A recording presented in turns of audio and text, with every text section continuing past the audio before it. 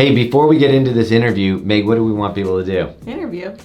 Okay. Hey, before we get going with this review, what do we want people to do, Meg? Subscribe to our YouTube channel. Yeah, and maybe like the video this video ahead of time. Who knows? Like it before you watch it. That's how much we know you're gonna like it. Hi, I'm Thomas with Believe in the Run. This is Megan with Believe in the Run. And today we're talking about the Altra. Ow, I hit myself in the face with the laces. That's not the name of the shoe. The Altra Vanish Carbon.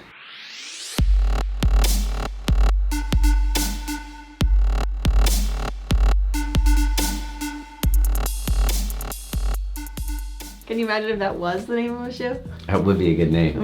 I mean, it's just as good as some of the other ones that go out there. I know. A bunch of names, a bunch of words, things. Yeah, you've also heard this one just referred to as the Altra Vanish C. And there's going to be a version of this shoe without carbon, so there'll be an Altra Vanish.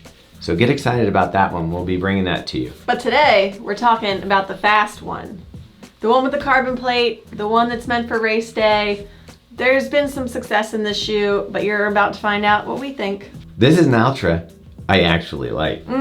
I've struggled with the shoe in the past. I don't have that wide toe box needs for my foot. I've got a narrow foot, so when I look down at the shoe normally, it looks really almost like a flipper or Birkenstock. I don't love it. My foot moves around a little too much in it. I know that they've addressed that with different foot shapes, and maybe one of the reasons I like this one a lot more is because this is one of the new foot shapes. Meg, why don't you break down the foot shapes? This is the slim foot shape. So Altra has their original, which is like your really wide toe box one. Their standard, which is like a little smaller than the super wide. And now this one, which is the slim fit, which is still, I would say, wider than your standard shoe. Up around here, but yeah, not so much in the rest of the shoe, which is kind of why I like it. Yeah. I found that the fit of the shoe was great. I absolutely loved how there was enough room for my toes to spread out, but also it was a snug fit once you lace this up. Thomas, how hard is it to put this shoe on? Like algebra, like geometry, like, I don't know, other subjects I sucked at school. Yeah.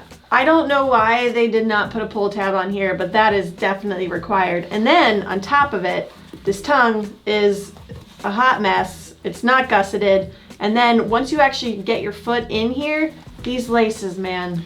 Yeah, Meg's going over it pretty well. I will tell you, the tongue is like one of those pieces of bacon where on the crinkly side, like if you can get your foot in here without crinkling up the tongue on the sides, then you're like, I don't know, a master of tongue slipping by your foot. Okay. I don't even know if that's No one is a master at that. Okay, so it could use a little help. I don't understand, like there's so many nice ways to take a race shoe and stitch one side of the tongue in or give it a gusset or do something. I know you're trying to save every gram you can on this shoe, so I'm guessing they're just like, screw it. Let's just throw this thin tongue in there and hope people don't notice that it's hard to get your foot in around it. Now, the other thing I do love is this mesh upper. I like it. It's simple. There's no overlays. There's just a nice light airy mesh over your foot. And we ran this in Florida where the temps were a little bit warmer. The foot breathes. It's great. I really like that upper. This back area is kind of interesting. It's something a little bit new. I don't even know what this material is necessarily, but it's got a little bit of heel counter padding in there. Like Meg said, a pull tab would have gone a long way in getting this heel on, because once you got your foot in, you're like stretching this out to try to get it in. Okay, so moving on to the midsole here, you have the Ego Pro, which is what? A supercritical TPE. What does that mean? That means it's expanded. Instead of it being like an EVA or something that they take it and autoclave it and expand the TPE to give you this really nice cushion feel. And then underneath of that is actually EVA foam in the outsole here. Yeah, so I'm kind of confused. It's gonna explain something if it is, but this might not be rubber here. I don't think it is rubber. I think we've got an EVA foam used for the outsole.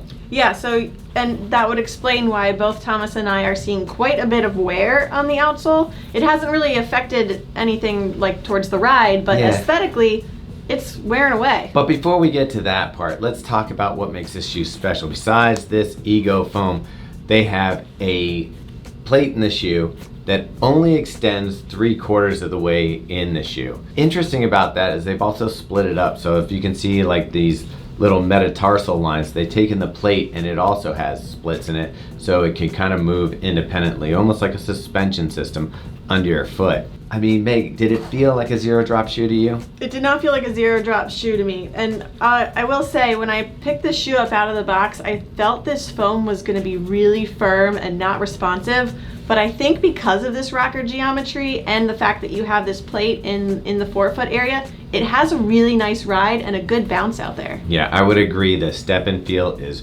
really nice. The lean forward, like I said before, I don't always love a zero drop shoe. It feels kind of clunky and flat underfoot. This one does not feel clunky and flat underfoot. This one rolls. It hits this forefoot plate, and with that rocker, and I think the plate supports the rocker as well, it gives you a nice snappy feel off the toes.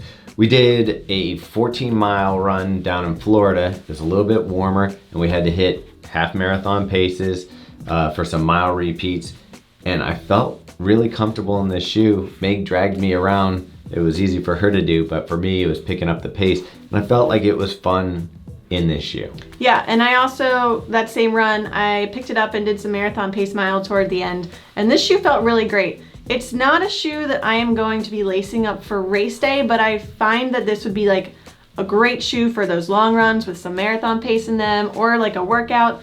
The shoe that you want to use for tempo day, just maybe not race day. But I do think some people will use it for race day, and I'll tell you why. One, if you like that zero drop feel.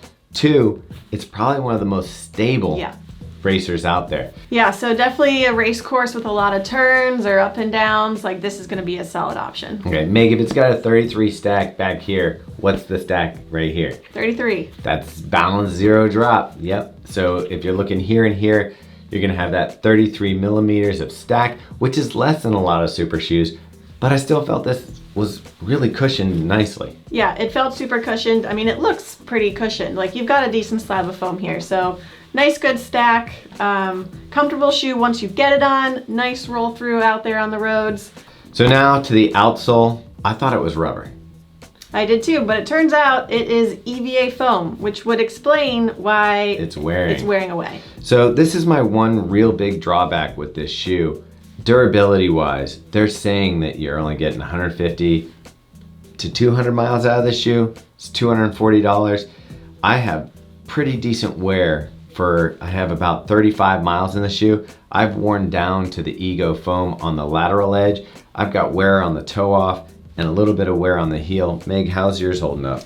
A lot of mine towards the heel. I tend to be a heel striker, and then also some at the toe here. Clearly has not affected the ride at all so far, but it is aesthetically, it's wearing away. Both sides of my shoe, both lateral sides, are worn down to the Ego foam.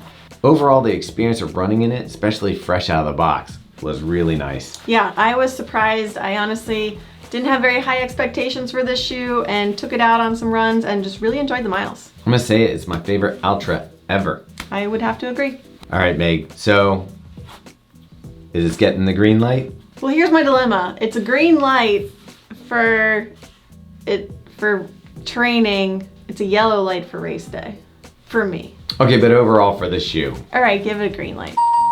All right, I would also give this a green light. I do think that now we're getting into the areas of race day shoes where we're accommodating more people. If the Vaporfly doesn't work for you, or if you want zero drop, or you have a little bit more need for a wider toe box, now's your chance. You've got a shoe that I think is viable for race day. All right, thanks for making it all the way to the end of this review. And Meg, what do we want people to do now? We want you to subscribe to us on YouTube, follow us on Instagram. Check out our podcast, The Drop. There's also the Fuel for the Soul. I don't know when this one's coming out, but you can see Megan's wearing her Boston jacket. Meaghan and Megan Featherston do a complete recap of their Boston Marathon. Both women went sub 3. You can find out how much sub 3 by listening to the podcast and how they got there, and maybe some training tips for you. So check that out. Also, always check out Instagram for what we got rolling up next. All right.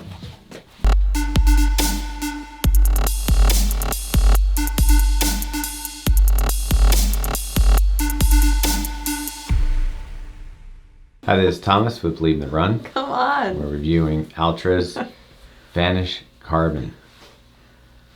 Womp womp. Megan, why don't you tell us about the shoe? Okay, can you liven up a little bit here?